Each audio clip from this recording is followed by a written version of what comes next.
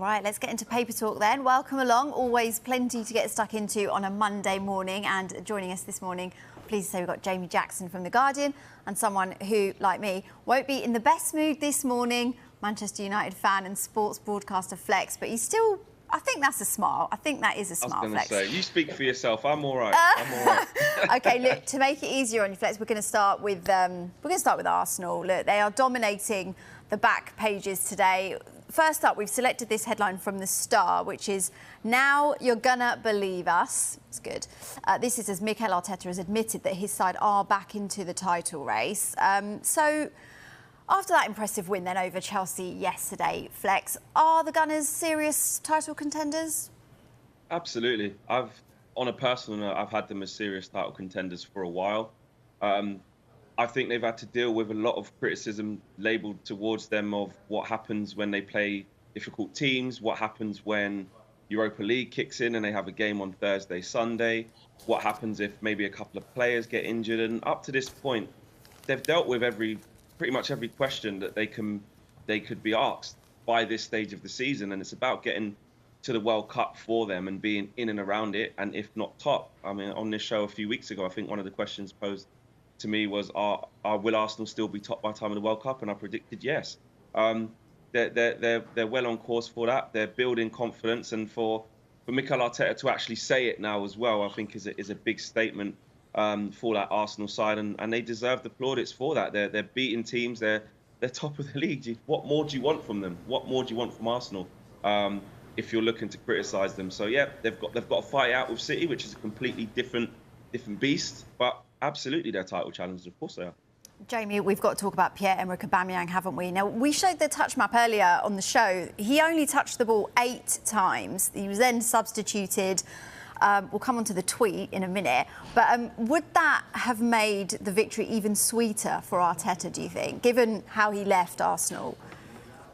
Yeah, well, I don't know about sweeter, but maybe a level of satisfaction. I've just happened to watch the All or Nothing Amazon documentary episode in which, Aubameyang is stripped of the captaincy, is suspended, and I have to say, Arteta, the way he handled that situation, moving forward with Arsenal being top, I mean, it shows he's smart, and the whole documentary does reveal or sort of show a side of Arteta which I think gives him a real chance, as we're seeing with his football team, of actually winning the title, which is a big statement.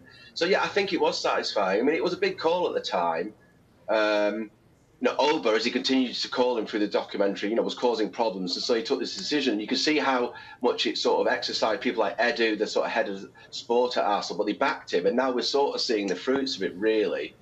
I mean, he happened to be taken off just after what turned out to be the winner, so the timing was great for the travelling Arsenal fans as well. I mean, it's all about big calls management, isn't it? As well as sort of smaller calls, smaller details, and you'd have to say, whatever happens in the last game before the World Cup, they're going to be second at least. Because City, if they were to lose, City can overtake them with a victory. When it restarts on the 26th of December, Boxing Day, Arsenal, that's a heck of an achievement, considering how much pressure was on underneath. Sorry, he was on last season, and the Aubameyang decision kind of personifies that. A bad day for Aubameyang, wasn't it, Flex, with the tweet as well afterwards, the nothing personal tweet. It's not a good look, is it? It's not. Me personally as well, I think in the lead up to that game, I didn't see too much disrespect there. I think the broadcasters knew what they were doing to try and just amp up the game a little bit. He had a great relationship with Arsenal fans. It came to an end and he had to move on. That's just how football works. With Mikel Arteta, I think as well, he's got this Arsenal squad actually not caring about that. I thought Aaron Ramsdale spoke brilliantly before the game about the Aubameyang situation and who Aubameyang is.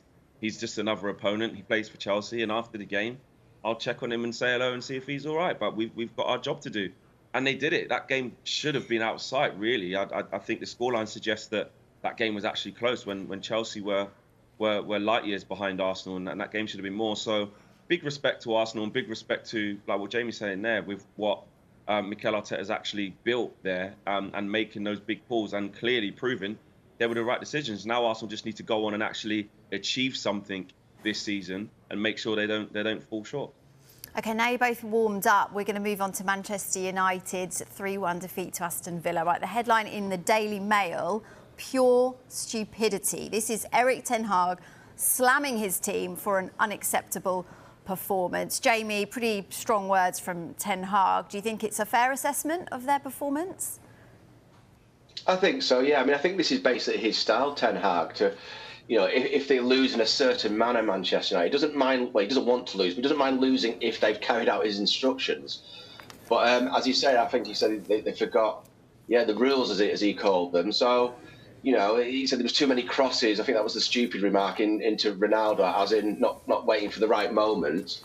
And yes, you know, no disrespect to Aston Villa, but if Manchester United want to be considered a proper football team, considering Unai Emery's just walked through the tour, especially, you know, the struggles that Villa have had, United should be going there and at least carrying out his instructions. Look, they can still lose it, which is basically what he's saying in essence. They can still lose there. Of course they can. It's the Premier League.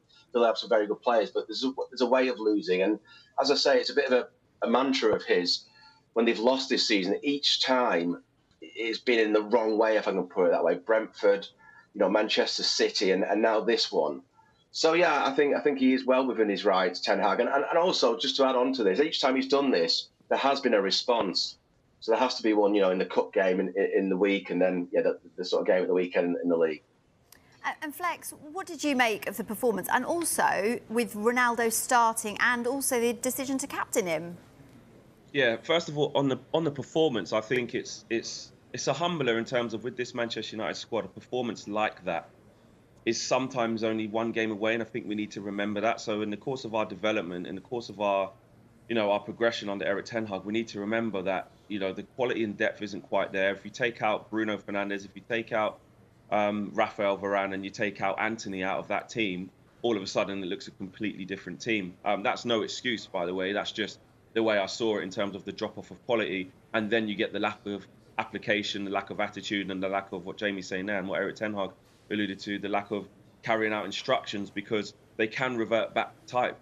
So performance-wise, it was just nowhere near where it needed to be. But also, to Aston Villa's point of view, they performed really well. They gave us massive problems in the half spaces with when and Ramsey were dropping into the pockets just behind, in between the lines of defence and attack and midfield, allowing them to turn, run at us. Leon Bailey and Ollie Watkins were almost like two up front when they played a 4-2-2. They were making runs in behind and just causing massive trouble. So we just didn't deal well with that. With the Ronaldo situation, I think what Erik ten Hag's doing is probably understanding, in my opinion anyway, this is completely my opinion, that I think he knows Ronaldo is gonna stay, whether it be past January or not. I think it will be, and he has to just move on from what happened. Again, you take out Bruno. He gave his reasons why it wasn't David De Gea. But do I think it's the right decision in terms of him playing and things like that? Well, he's struggling. I think Ronaldo's definitely struggling for form. I think we're more fluid when he doesn't play. But there is a player in there, and it sounds almost insane to say it, with a player of what Ronaldo's achieved. He can contribute to games, but he just doesn't seem to do that consistently. And I think sometimes his desperation to score and get out of this slump that he's in is at his own detriment. And Ten Hag alluded to it as well, as a team as well. The way we're trying to incorporate Ronaldo into the game, just lugging long balls into the box at the wrong times, and opting to cross and force the ball.